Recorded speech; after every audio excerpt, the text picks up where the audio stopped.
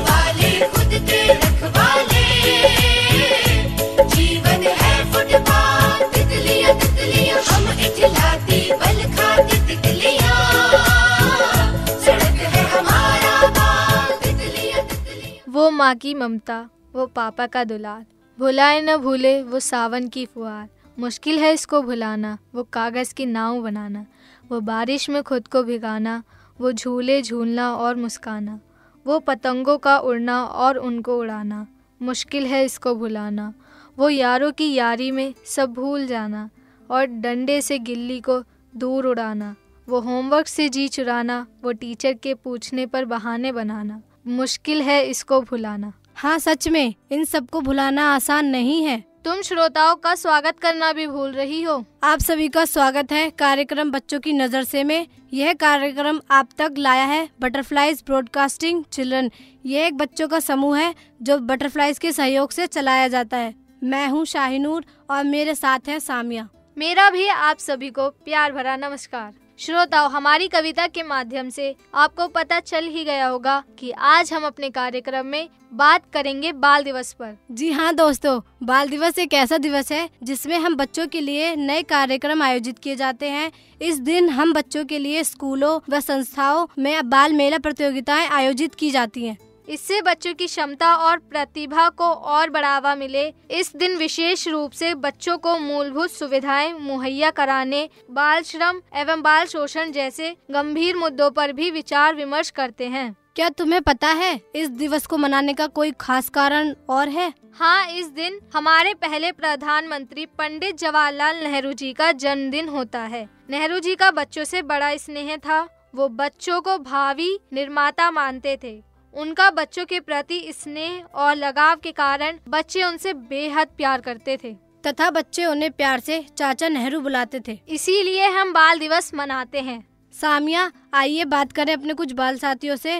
वह अपने बचपन के बारे में क्या सोचते हैं और वो बाल दिवस कैसे मनाते हैं। मेरा नाम साहिल है और मैं अपने बचपन के बारे में बताना चाहता हूँ। मेरा बचपन बहुत ही अच्छा था, मतलब अभी भी बचपन ही चल रहा है, मगर पहले जैसा नहीं है। पहले मुझ पर ज़्यादा दबाव नहीं था पढ़ाई के लेकर। मुझे खेलना पसंद है, लेकिन अब जो है पेरेंट्स और टीचर कहते हैं कि ज़्यादातर खेल नहीं, ज़्यादातर पढ़ाई पर ध्यान दो, क्योंकि तुम्हारा लास्ट ईयर है। मैं 12th में हूँ अभी, तो कह रहे कि ये नंबर तुम्हारे ज़िंदगी भर चलेंगे, यही तुम्हारा सब कुछ डिसाइड करेंगे। इसलिए मुझे बहुत ही मतलब अलग फीलिंग आती है कि खेलने नहीं देते। मेरा नाम सोनू है, मैं 7th क्लास से पढ़ता हूँ और मैं अपने गाँव से यहाँ पढ़ने के लिए आया हूँ। और जब मैं अपने गांव में रहता था तो खेलता था, अपने दोस्तों के साथ क्रिकेट खेला करता था। लेकिन इस वजह से मेरे मम्मी पापा परेशान हो गए, फिर मैं दिल्ली लेकर आए। मैं दिल्ली में पढ़ाई करता हूँ और पढ़ाई इतना हमारे ज़रूरी है, लेकिन खेलना भी हमारे लिए बहुत ज़रूरी है, क्योंकि जब हम खेलेंगे नहीं तो हमारा सही हेल्थी नहीं रहेगा। और खेल कूद हमारे ज़िंदगी को सिखाता है कि हम हेल्दी रहे हमेशा, और पढ़ना भी चाहिए हमें हमेशा ज़िंदगी में। देखो भाइयों, पढ़ना ज़रूरी है, मैं मानता हूँ, क्योंकि सब लोग पढ़ रहे हैं। लेकिन मेरा मानना है भाइयों, सब लोगों से थोड़ा अलग पढ़ो। क्यों? क्योंकि किताबों में तो सब लिखा है, किताबों का तो सब पढ़ रहे हैं, लेकिन आपके अंदर जो विचार, जो भावनाएं आ रही हैं ना दोस्तों, वो अलग तरह से अपनी प्रैक्टिकली करो। हर बच्चे को ऐसा अधिकार होना चाहिए। मेरा कहने का मतलब ये है कि वो कुछ भी करे, उसके मन में जो आ रहा है। ज़रूरी नहीं कि उसे सिर्फ किताबों में पढ़ाई में 100 में से 100 नंबर लाने ज़रूरी हैं। ज़रूरी यह है कि वो नया क्या सोचता है। दोस्तों, यदि किताबों के पीछे सब लोगों को भागना होता तो जो साइंटिस्ट जो आविष्कार कर रहे हैं वो नहीं कर पाते, क्योंकि जो बल्ब का आविष्कार थॉमस एल्वा एडिसन ने किया है वो उन्होंने किसी बुक में नहीं पढ़ा, वो तो उन्होंने सोचा, उनके दिमाग में जो विचार आया, उन्होंने जो सोच के नया आइडिया बनाया, उसी के द्वारा बल्ब का आविष्कार किया गया है। ऐसे ही सर इलेक्ट्रिसिटी का आविष्कार है जो निकोला टेस्ला ने किया है। उन्होंने बुक्स से पढ़ के नहीं किया, उनका भी न्यू आइडिया आया, उन्होंने नया विचार सोच के नया कुछ किया। इसलिए मेरा मानना यह है कि सभी बच्चों को ये अधिकार होने चाहिए कि वो जो करना चाहता है। यदि वो उसका पेंटिंग में इंटरेस्ट है तो दोस्तों से पेंटिंग ही करवानी चाहिए, उसे ज़रूरी नहीं ज़बरदस्ती उसे किताबों में पढ़ाया जाए। हाँ, ये मानना ठीक है, पढ़ना लिखना ज़रूरी है, लेकिन जो उसके अंदर टैलेंट है, जो अभिरुचि है, वो वो उसे निखारनी चाहिए। यही मेरा कहना है। थैंक यू भाई। उड़ने को 100 पंख दिए हैं, चढ़ने को खुला आसमान, मुड़ने को है करवट करवट, और बढ़ने को मेरा जहां।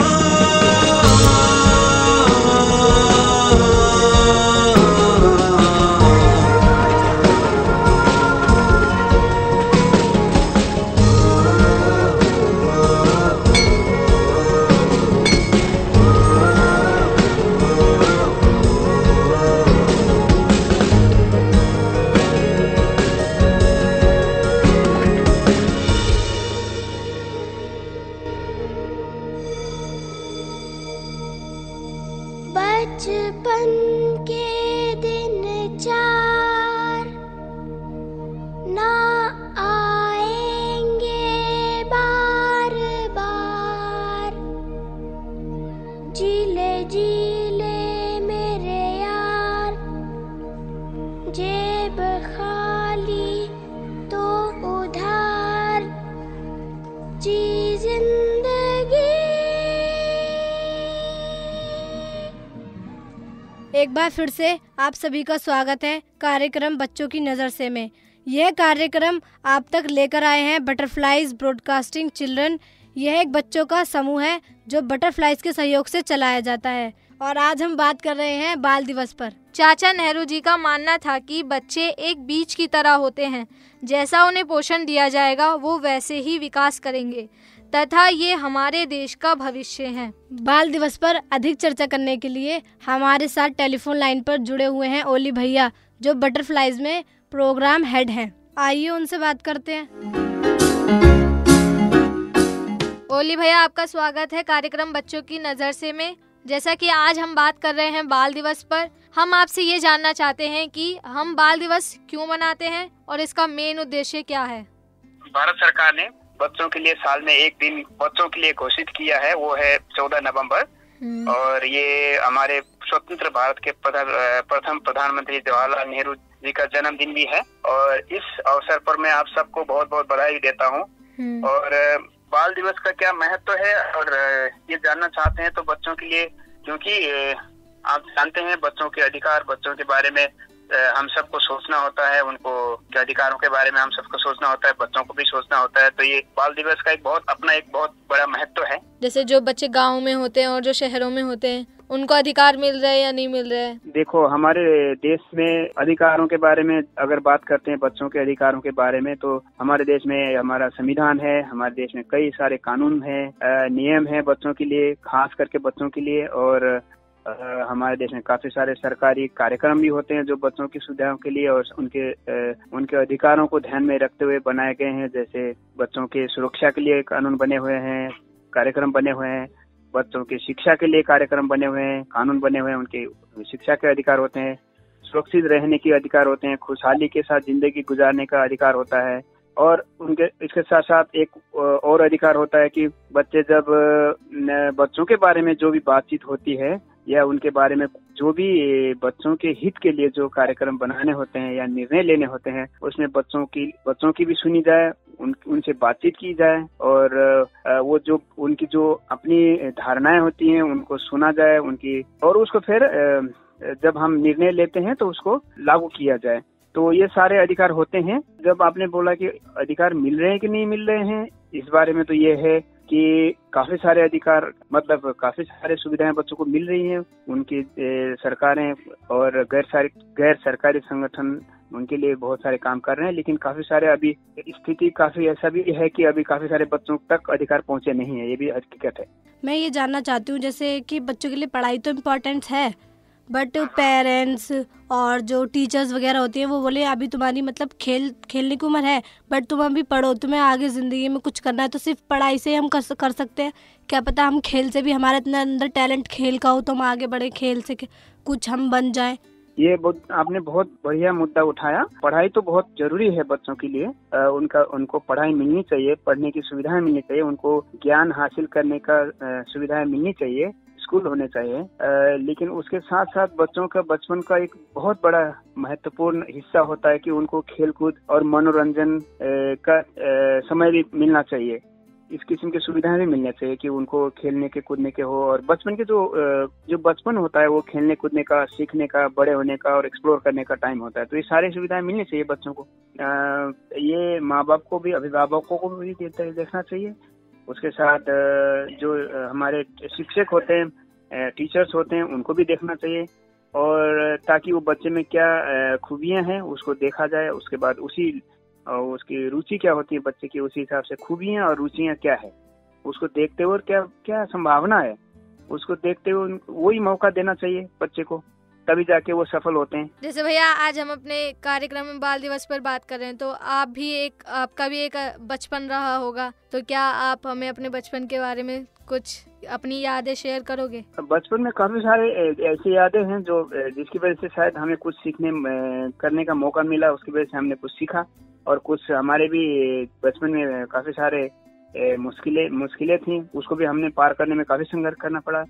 सबसे महत्वपूर्ण मैं एक बात बताना चाहूंगा कि हमें शायद हमारे परिवार में काफी सारा ऐसा मौका मिला कि हम खुद सोच समझ कर कुछ निर्णय ले सकते थे। हमारे ऊपर अपने अभिभावकों का इतना दबाव नहीं था कि यह करो वो करो, उसी वजह से शायद कुछ हम अपना जिंदगी के बारे में निर्णय लिया, और उसमें कभी सफल हुए तो खुश हुए, कभी सफल नहीं हुए तो अपने आप सीखने को मौका मिला कि शायद हमने एक गलत निर्णय लिया। तो इसमें हमें सीखने के लिए बहुत मिला। तो बच्चों को जो अपने जिंदगी के बारे में सोचने और कुछ निर्णय लेने और उसके साथ आगे बढ़ने के लिए मौके मिलते हैं, मेरे ख्याल से मेरे काफी सारे ऐसे अनुभव है जिसकी वजह से मैं सोचता हूँ कि शायद मैंने काफी सारे सीखा। दूसरी बात यह है कि एक अंतर्राष्ट्रीय स्तर पर बहुत सारे उस टाइम जब हम बचपन में बच्चे थे तो उस टाइम बच्चों के अधिकारों के बारे में काफी सारे चर्चाएं हुई थी, जिसका नतीजा ये हुआ था कि संयुक्त राष्ट्र संघ ने एक अंतर्राष्ट्रीय कानून बनाया बच्चों के अधिकारों के लिए, जिसको हम UN convention on the rights of the child बोलते हैं। वो हम उस जमाने में आया था जब हम बच्चे थे। तो मुझे लगता है कि हमारी बचपन के टाइम में बच्चों के बारे में काफी सारे दुनिया भर में चर्चा हुई थी, जिसकी वजह से शायद कुछ कानून बनी, कुछ समझदारी बनी कि बच्चों के भी अधिकार होते हैं। तो मुझे लगता है वो एक अच्छा पीरियड था, और जिसकी वजह से आज हमारे पास एक इंटरनेशनल इंस्ट्रूमेंट्स है। भैया आप हमारे सुनने वाले श्रोताओं को बाल दिवस पर क्या संदेश देना चाहेंगे? मैं सारी श्रोताओं को बाल दिवस के मौके पर खास करके सारे देश के बच्चों को बहुत बहुत बधाई देता हूँ, और संदेश ये देता हूँ कि हम सब मिलके सारे बच्चों के लिए खुशहाल जिंदगी जीने के मौके दें। यही मैं सबको बताना चाहूँगा। देखो देखो क्या वो पेड़ है, चादर ओढ़े या खड़ा कोई, बारिश है या आसमान ने छोड़ दिए हैं नल खुले कहीं। हाँ हम जैसे देखे ये जहां है वैसा ही, जैसी नजर अपनी खुल के सोचे आओ, पंख जरा फैलाओ, रंग नए बिखराओ, चलो चलो चलो चलो नए ख्वाब बुन ले।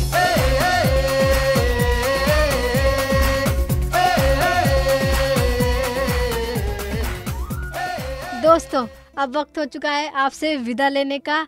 आपको हमारा कार्यक्रम कैसे लगा आप हमें पत्र लिख सकते हैं। हमारा पता है butterflies broadcasting children, care of butterflies, U4 green park extension, नई दिल्ली 110016। आपकी राय का बेसब्री से इंतज़ार रहेगा। इसी आशय के साथ हम आपसे विदा लेते हैं। अगले सप्ताह बृहस्पतिवार शाम 4:45 पर AIR FM रेनबो 102.6 पर फिर मिलेंगे। तब तक के लिए मुझे सामिया और शाहीनूर का नमस्कार।